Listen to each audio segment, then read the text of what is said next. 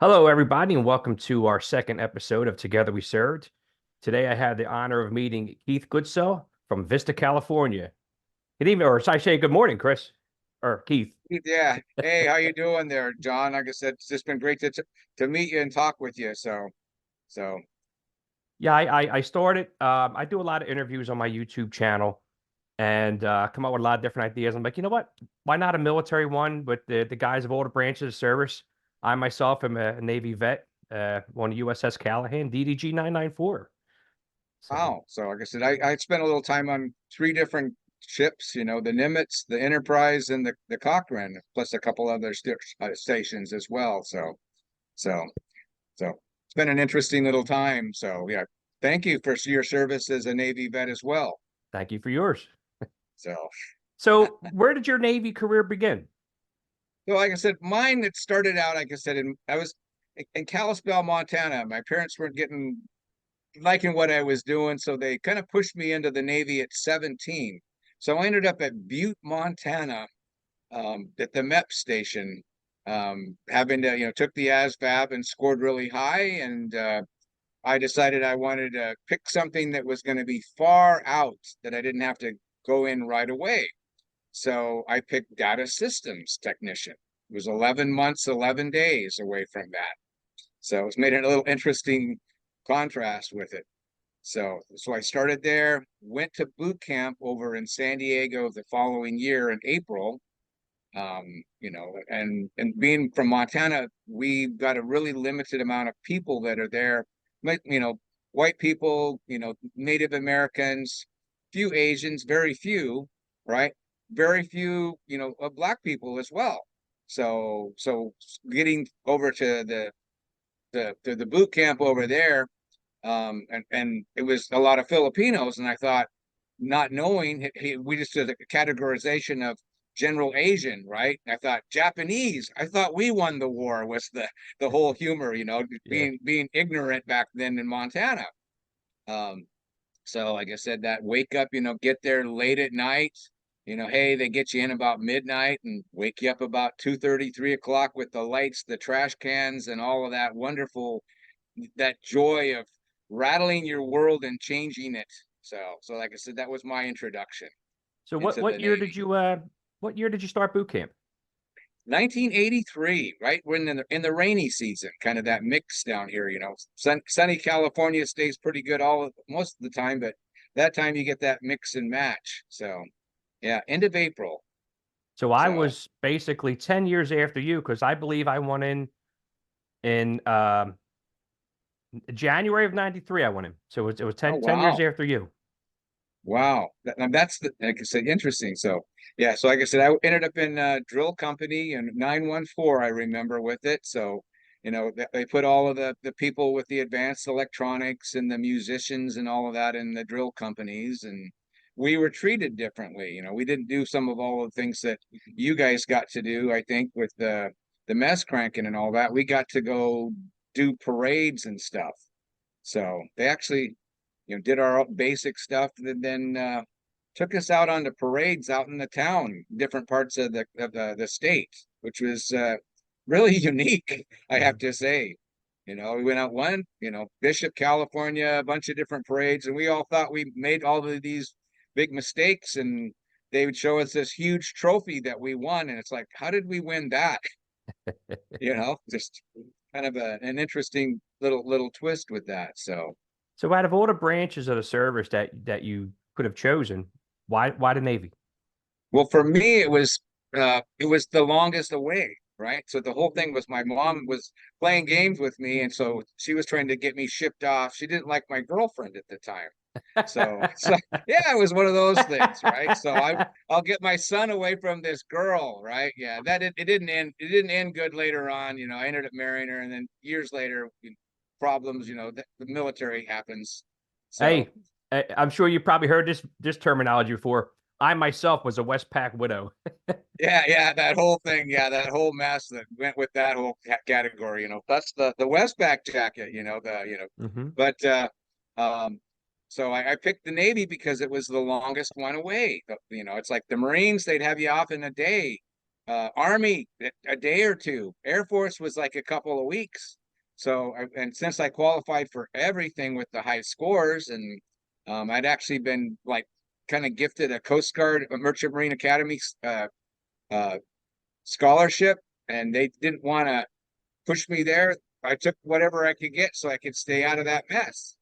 So forced under, I say now, forced under duress by the parents because I really didn't want to do it, but I did it anyway. Went in the next year, um, and after I married my girlfriend that they didn't like, so Yeah. You off know to what? I boot think camp. we have similar stories because I wasn't forced. Like I went because I had a daughter, but Yeah, yeah. when I came back at it from so I didn't have it. I didn't have an A school, so I went right to apprenticeship training. And when I came Mhm. home, I married my daughter's mom in Elkton, Maryland, Oh because she was wow. underage. So Yeah, I was 18, and well, her parents were there. They consented, but you yeah, know, yeah, yeah. No, I get the whole thing. We're very similar stories. So like I said, so off I went. You know, um, she stayed with her younger aunt's house until we got done with boot camp and basic electricity and electronics over at right there at NTC, at NTC, Mhm. and that was a hey race through the courses because it was you against Fred, the computer, and then off to Vallejo to A school. So Yeah, I picked her up in between. We moved to there and got the substandard out in town Navy housing at Garbage Gardens. Everybody that's familiar with the Vallejo area would say, "Oh yeah, we remember that." Roosevelt Terrace. So 22 weeks of A school at Data Systems A school. Then I picked up a C school because I mean, they don't just leave you in A school with the Data Systems tech. So another 29 weeks after that, um, doing an NTDS type display console. And then I got shipped off because I was number one in my class to the USS Enterprise out of Alameda, NAS Alameda. wow. So yeah, Um, so data specialist. What now? I don't know if that was even today. A lot of the rates have changed. yeah, I that don't. one What's went it? away. So the data systems technician. So what happened was they used to specialize. They were the experts in all of the computers and so forth. So they basically handled all of the PCs all the way up to the mini frames and so forth. Handled the combat systems equipment, Mhm. uh, Intel equipment and so forth. Printers, copiers, scanners, and various other kinds of communications equipment. So most of this all had secret or above clearances because we're Mhm. floating around the spaces everywhere, Yeah. doing all kinds of things. And so we always heard everything what was going on, because it was our equipment everybody was using. Right. Right. Right. So, so that you had there's the news and then there's the real news that that, Right. that goes on. So So for us, my question to you was that kind of like what you did? Was that kind of like a multitude of different things, like a radio yeah. man, an OS, Well, and like I said, so they were basically our clients. So if you think of it now, our rate got split up into FC and ET. okay, So they, okay, yeah, so they disbanded the rate. There was a problem years ago. Some of the senior leadership in the DS world made an admiral mad. The story goes at Mare Island, and he basically wanted to doom the rate. So he took away everything for put FCs on the Aegis instead of the DSs for the equipment, mhm. and eventually he got rid of the rate. As the story goes. So So when we talk about boot camp, I want to shift a little bit back that yeah. way.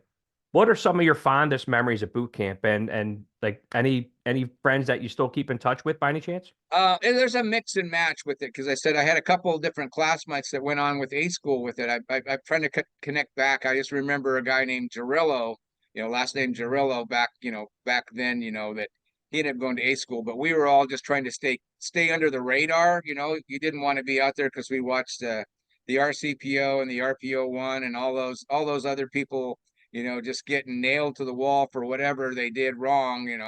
So we just wanted to stay under the weather and not suffer all the extra consequences Right. that they did. So like I said, I kind of kind of laid with that. So I'm trying to touch back with it. I'm more connected with a lot of people from the ships and so forth. So, but we're still, it's a small community. So When of people. when you got So, into boot camp from Montana to San Diego, which is a big difference, by the way, I guess oh, even huge. temperature Yeah. wise. Yeah. At what point of boot camp did you realize, Jesus Christ, what the hell did I just do? Oh no, that was there that very night when I got there, when they, I started seeing all of these different people. There's just tons and tons of different people, because like I said, I'm used to seeing a majority of white people, right? That's Right, what we got. right. The white Anglo-Saxon, Protestant, you name it, Irish, extra, all of that's Montana, right? Hmm. You know, got there, and that radical awakening of what's there, why did I do this, why did I sign up, and then that wake up call in the morning, that 2:30, all the lights going on, two or three, the the instructors out there just banging on trash cans. And at that time they had a lot of latitude, they could do a whole lot of stuff that they couldn't Yeah, do in the 90s, yeah, right? So they turned the heat up, they turned the lights on, the trash cans, the yelling, the cursing, the swearing. There was no, hey, little welcome, blah blah blah blah blah. No, it was the instant, turned into, you know the Satan. donkey. Yeah, it's like there they were doing everything, and just, and we were still all just in a big group at that time. And then they separated the herd out into the different groups. Hey, Right. going out and getting the haircuts and the shots and all of the nastiness that went on, and Hmm. getting you those uniforms and stuff.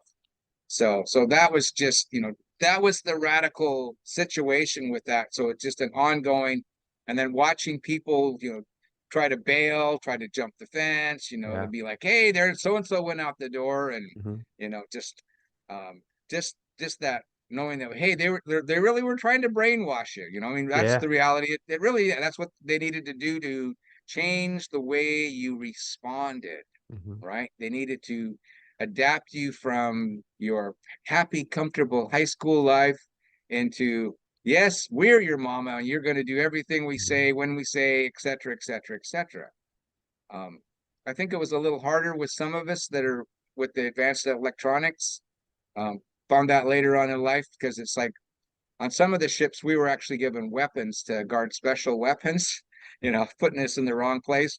It's like, yeah, you give a Marine, they follow orders explicitly. You give a smart sailor a weapon.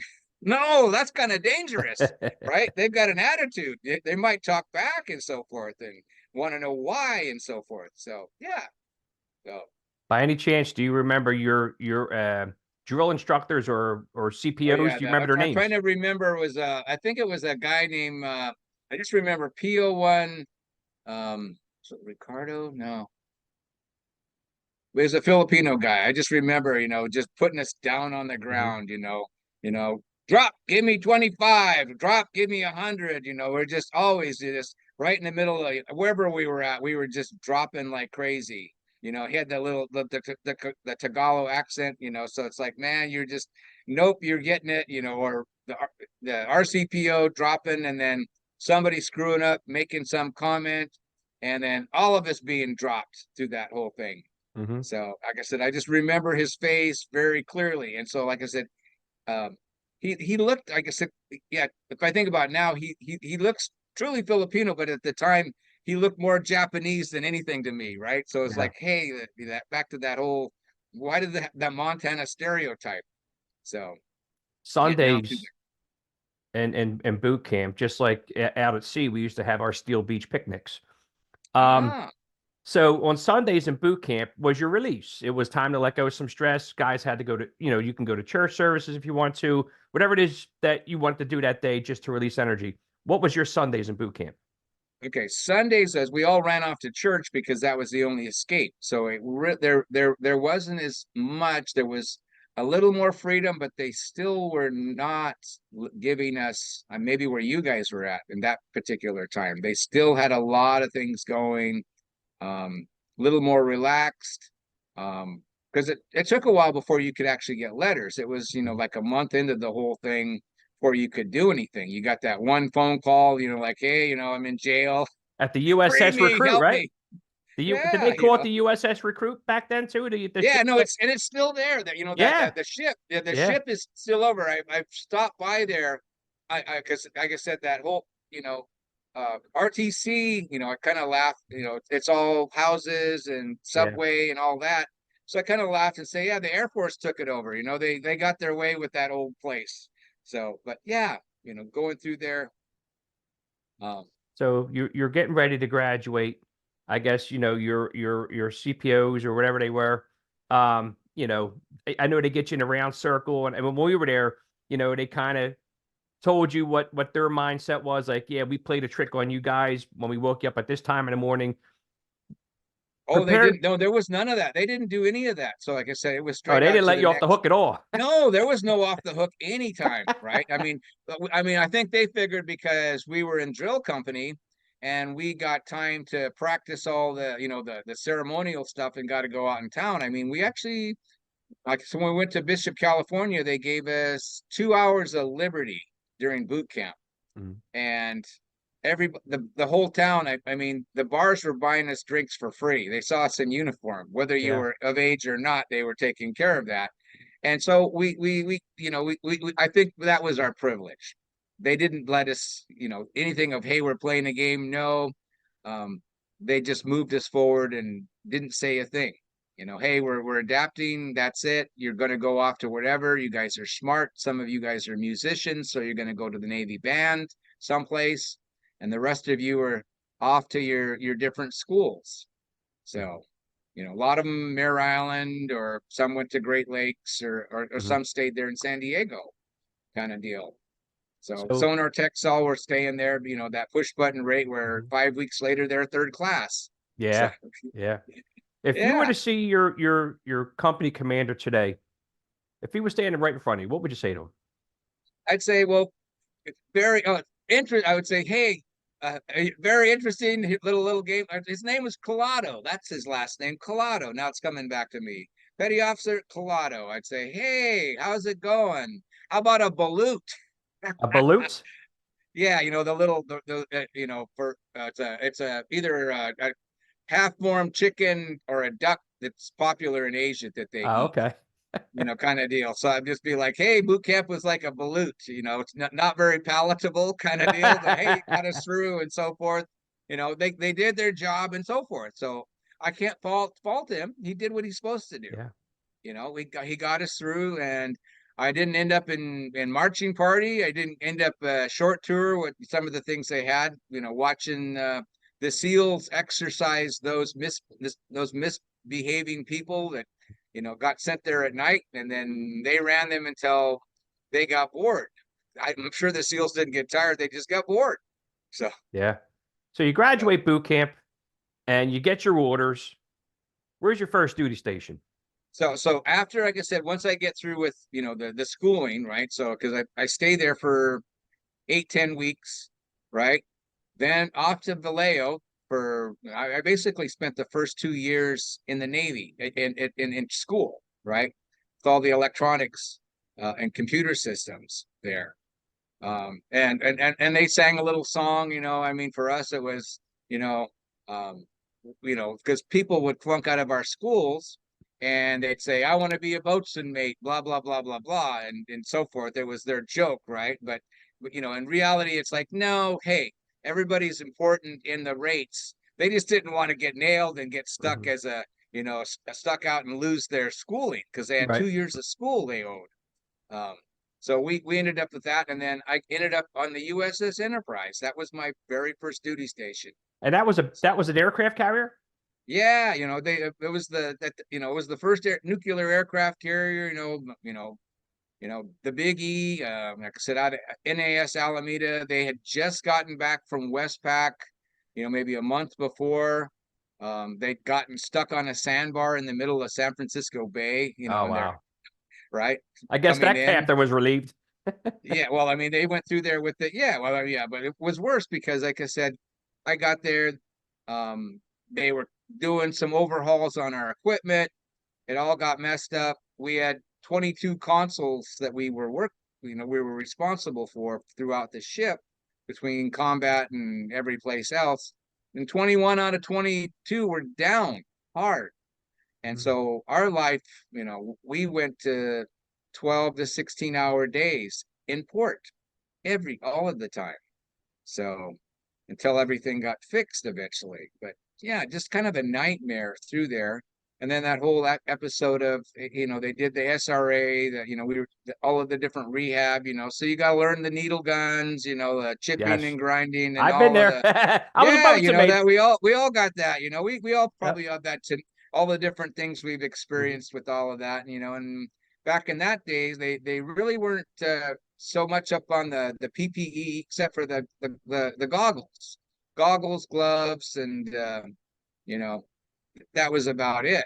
I mean, later on we got into getting the respirators Yeah, down yeah. the road. When they started caring But about us. yeah, they did, because we used to be like, just flip a shirt around your Yeah, face, yeah, get yeah. stick in the vent inlet or some little confined space, making sure that they Mhm. did the gas free on it, and chip and do get cleanliness before readiness. That Yes, whole I aspect. remember. That Yeah, whole thing, yeah. right? If you and then back to hey, we do the cleaning. You know, you know, polish it, shine it. If it can't be shined, paint it, Hmm. right?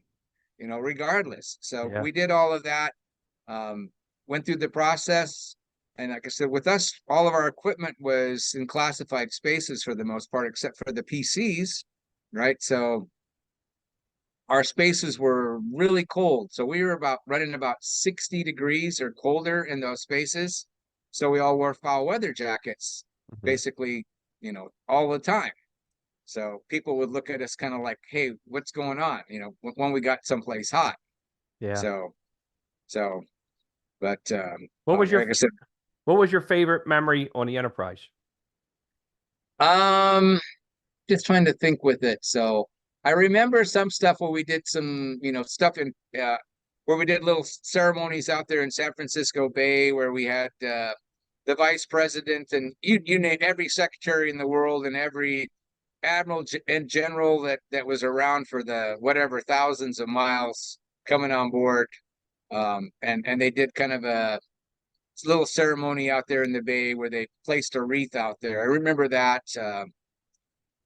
That was very interesting, and we had all the ships go by. At that time we had the Missouri and all of the different ships out there. So that was, I guess, probably the most memorable piece. Um, you know, Other than doing all of the stuff with the combat ops and other things we got into, Hmm. and all of the different crazy places we went to and different things. So after you So had left the Enterprise, what was your next duty station? so it's kind of interesting, because I said I had the X crack up during the first cruise, so I ended up temporarily off of it for a short period. I ended up doing like about 6 months of the cruise, and they went off to the Med to deal with the Libyan situation. Hmm. I ended up off for a little bit dealing with her. Then they sent me to the Cochrane, so so over in Japan. So And so what was that the was what Cochrane? a DDG 21, but Okay. they had problems with the guided missile system. Hmm. So people would jokingly say DD-21, and they were like, "Don't let the XO hear you, because he'll secure your liberty if he hears you saying, DD Yeah. instead of DDG." I had just a short period with that. Um, for some reason, they pulled me back onto the Enterprise. So it was like, hey, I got sent temporarily there. Whatever happened. Actually, I know what happened, but I can't say what it is, because there was some classified stuff they were playing and doing and so forth. And I learned a lot about the Navy and some of the other agencies of what really goes on, when they want to move you someplace and make you disappear for a while. Hmm. So, and so I ended up back on the Enterprise, regretfully, and then, um, went through all of the processes that they actually ran aground during ORS, so before we went on our next Westpac, had a 108-foot hole in the port side of the ship. The bilge kill, the port bilge kill was gone. The propellers were all messed up. Oh Spent wow. a month in dry dock at Hunters Point. They opened it up, emergency, um, and they got us out to sea on Westpac on time. course, the skipper on this case, yes, he was relieved, um, but he left with a star because he was just extending to get another star. They used to extend to get 2 stars instead of just one. So we ended up out there, did our little thing. That was the time of Ernest Will and all that over there, kind of like what we're dealing with the Gulf right now. We reflagged all of the Kuwaiti and other tankers, so we were playing escort duty with stuff. And then we had the little 1 day war, well, after with Iran, after the Samuel B. Roberts hit that mine on, I think it was April 14th at night. So, and basically split the keel, busted the keel. Oh wow. So I was listening to all of that when in combat when it was happening, and it's like, yeah, they were lashing the thing, all of that going down, and we knew we were going to retaliate. We figured, hey, so on the 18th, well, actually, this on the night of the 17th, all of the weapons elevators, they were just bringing up everything you can imagine. I mean, we'd never seen that much um, hardware Action. being, Yeah. yeah, coming up. I mean, it was just like we knew something was amiss, and we kind of knew already because of our connections throughout all the different spaces and the different intel things. 8 o'clock in the morning, the flight decks was clear, right? And they had their little 1 day war with Iran.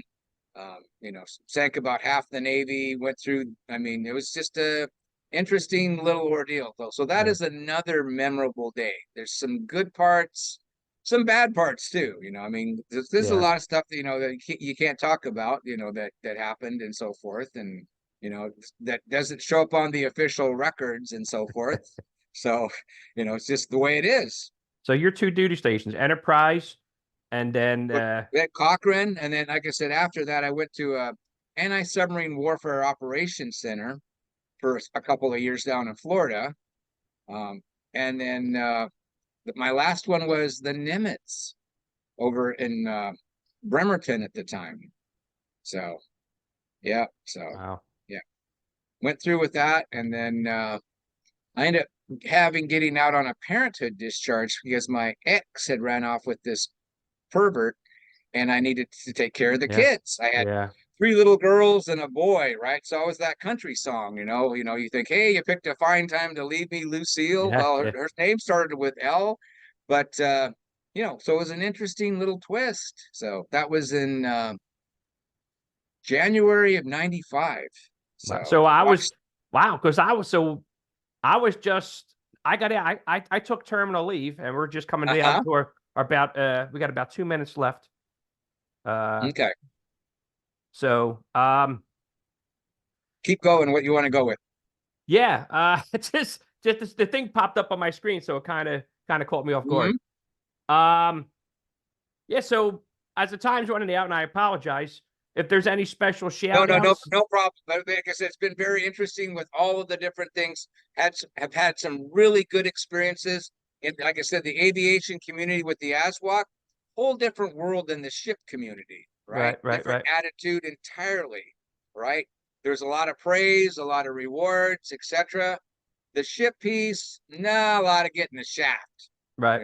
with that whole aspect. And you kind of knew the deja vu of, hey, if something could go messed up, it would go get messed up. We were going to show up whatever, and it was going to, we were going to do whatever that was necessary. So, um, That's some awesome. parts loved, right? Other parts hated, right? Still, I have some difficulties with some things where, no, I'm, uh, respect the uniform and the rank, not necessarily individuals. Ended up working, a civilian job later on with Navy for a little bit, and they were trying to play Navy rules with the civilian. It was like, there's no pop tall here. Yeah. That's for your guys. There's no, yeah, you want to call me by my first name? Well, I get to call you by your first name. There's no, I'm not a petty officer, I'm not whatever. I'm Keith, and if you want to be called whatever, you know, and we're equal, we're equal. We are the same. So I wouldn't call them by anything. I'd say, hey, Hey, just like, I guess we all hey, do that. I say the same thing. yeah, we go through that process, and I've seen that with, warrants and other people getting out.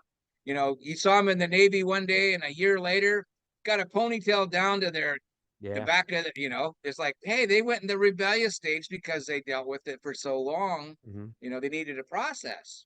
You know, So when you got out of the Navy, was it hard for you to adapt back to the real world, to civilian life? well, it was a real rude awakening because a lot of stuff happened. I was basically dumped on the street. Here you go, you got a parenthood discharge, a lot of promises made by the Navy, and it was all broken Hmm. real fast. Yeah. So like I said, a lot of switching. So there was a lot of change. And then I eventually, like I said, ended up finishing college. It was pretty rough for several years. It was like Yeah. it wasn't the case that you wanted to see, but it does happen, Yeah. right? Some people have gotten great experiences, and other ones they've hit the hard pieces, and they see the failures of some of the government programs and so forth that are not there, and the way the laws are written, that do need some changing, Yeah. right? So. So I noticed you had a bomber jacket on. What kind of what do Oh, we this have is on the there? Westpac. Yeah, this is a Westpac jacket. So let me show you the back here. Let me, with some of the ports I was at. So the family's all Navy too. My son's a lieutenant commander in the Navy. So you've got the, Oh you wow. know, so some of the ports, not everything's there, but all of the different experiences, all of the different places, Pakistan, Kenya, all of the different parts of the Westpac. But there's a few other ones that I end up going through. Got stuck in Diego Garcia Yep, I was during the there. first Yep. during the first Philippine crisis. What experienced when Marcos left. Pretty sure we had him fly on board, even though nobody would say anything. But when he left, and then when I transferred back in '89 in December, I was there during the another coup, right? So they put me out in town to transfer me back to the States. And like I said, during the Aquino era, another coup d'etat that was going on. So it's just one of those, kind of those things. You see all of the little trouble that keeps on popping up. So You have to ask your son if he knows Rear Admiral Ted LeClaire. Ted Um, LeClaire, okay, Ted LeClaire. okay. He's a two-star Rear Admiral. He was my first lieutenant Oh wow, when I was on the Callahan, and actually him and I okay, keep in touch today. But okay. What what what what's he do? I know he was in Washington, and then I know he was in charge of the Pacific Fleet, if I'm not mistaken, out in Japan. Okay, so Um, he was out there. So he was only a two-star because usually they have somebody yeah, at a three.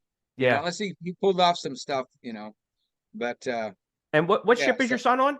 oh no, he's over in Djibouti. He's the public affairs officer for the Combined Joint Task Force, Horn of Africa.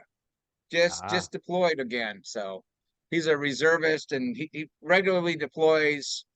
Usually about once every year or so for about a year to different places. So he's been pretty much, you name it, he's went there. Spent a year in Afghanistan, been to Iraq, been to Kenya. Just he's got I think 8 rows of ribbons and medals, combat action as a public affairs officer, personal award for his duties, not for being someplace, but actually being in combat, being through the whole thing. So, yeah, like I said, he's got it. He's got another unique story, yeah. but That's he's awesome. there. Like I said, it's a repeat now. We're watching the same thing there in uh, the Red Sea versus what happened in the Persian Gulf. So Yeah, yeah. Well, Keith, I want to thank you for taking time out of your day to sit down and talk to me about your memories in the Navy. And again, this goes for anybody out there, any active, any retired military veterans out there. If you guys want to come on Together We Served, and to Keith's son, anybody at his duty station, you guys can hit me up on on Facebook, inbox me, and Keith, it was again, it was a great time. It was great meeting you. I loved hearing your stories, and I thank hope you, that John. yeah, I really hope that this takes off because I think hearing everybody's stories is important. It's fun, and then again, you don't know, you may reconnect with somebody through Yes. this outlet that oh my God, I remember Keith. Hey Keith, how you doing? You know what I mean? Yeah, no, and like I said, there we can support one another because we've all went through different things, but it's very similar. So Mhm. if they're needing some help in a particular area or some guidance, hey, we can offer some help. Yeah. So Yeah, absolutely. Again, Keith, thank you, John. it was an honor and a privilege to have you. I wish you and your family the best of luck. And yeah, yeah. And again, Thank you, just John. promote this out there. I will stay in touch with you, man. I do. Okay, so it's just nice. So thank you. Absolutely. And yeah, So this will be up sometime during the middle or end of the day. And you'll be the first one to get the link. And again, anybody okay, out there wishing to share their stories with us, hit me up. I'm your host, Johnny Belize. And yeah, don't forget to like and subscribe to this video. Share it out to everybody active and retired. And we'll see you guys soon. thank you. Have a great day and God bless everyone.